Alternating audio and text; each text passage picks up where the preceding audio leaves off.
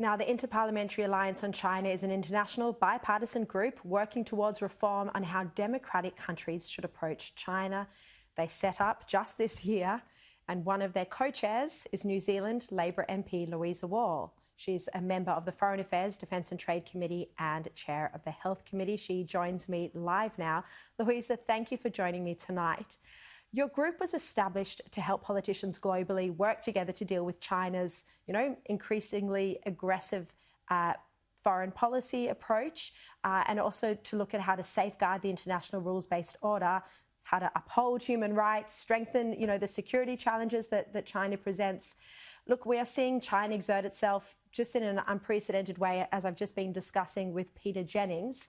Why do you think China has chosen to target Australia in this extreme way? Is it using Australia as a global example? Well, kia ora, Sharri, and thank you very much for the opportunity to share the Inter-Parliamentary Alliance on China. Many of us mobilised after what was happening in Hong Kong, to be honest. For us, it was a direct threat to democratic principles. Obviously, for all of us as elected representatives, we believe in a democracy by the people, for the people, with the people. So when we saw what was happening in Hong Kong, it became a catalyst for us to bind together. And obviously our respective countries have been investigating, for example, foreign interference within our democratic system. So as a principled approach to looking at, the impact that China is having globally, for many of us, that was the catalyst to join this particular group. But for me, also personally, as an Indigenous woman, I'm very concerned about what's happening in Tibet and reports coming out of how Tibetan people are being treated, and also the Uyghurs and also some Falun Gong practitioners.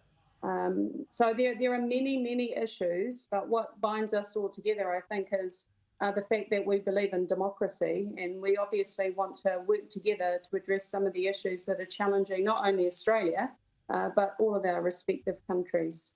Yeah, look, and it is an international group, and you have MPs from all over the world who are dealing with these same issues that we are here in Australia and New Zealand. What was your reaction this week to the tweet of the fake image of an Australian soldier holding a knife to an Afghan child? Oh, I think my reaction was the same as my Prime Minister's, actually, that this was disinformation. It was obviously not a factual image, it was doctored. And we get into trouble through our democratic systems when we have information purported to be real, then turn into misinformation because they're shared multiple times, and people have, I guess, an image of what Australia is that is not right. So we have to challenge disinformation and misinformation. And again, for me, it's because it's critically important that we have an engaged citizenship, that we as democratic countries converse with. And obviously, from our perspective, we believe that China should be using its power responsibly. It is a superpower, and we need China to participate in democratic processes in open, transparent ways. Look, this has obviously been a discussion point at your Inter-Parliamentary Alliance on China group. What has been the view within that group on how the international community should be responding to China at the moment?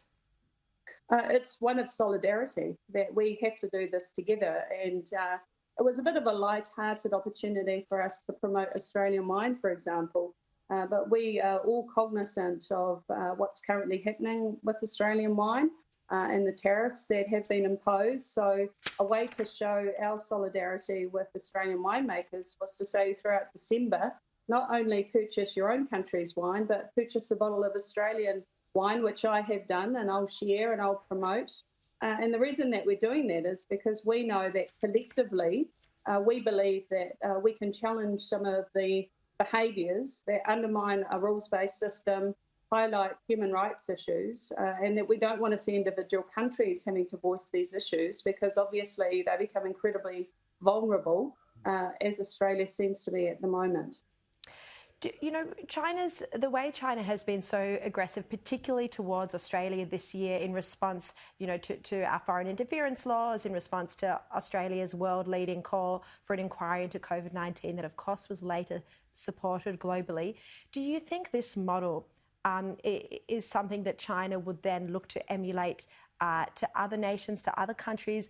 And do you think this would be particularly problematic, particularly those places that owe significant debt to China and really rely on it for finance and for aid?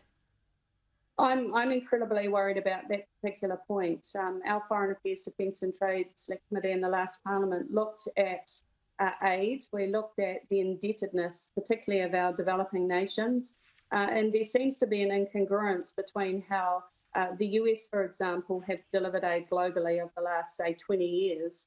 A lot of their aid has been money that they've given to help develop developing countries as opposed to being loans that China now expects some of those countries to pay back.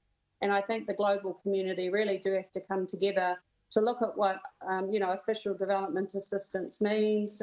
When we go into developing countries, we're all supposed to support them to get to a position of sustainability. And I think that the reason we're doing it is because we believe in a global order that ensures security and peace for all of us. And that seems to be undermined. And I do think as a collective, we need to talk about the issues because they're not going to go away. Absolutely. Louisa, thank you very much for your time tonight. Really appreciate it. Thank you.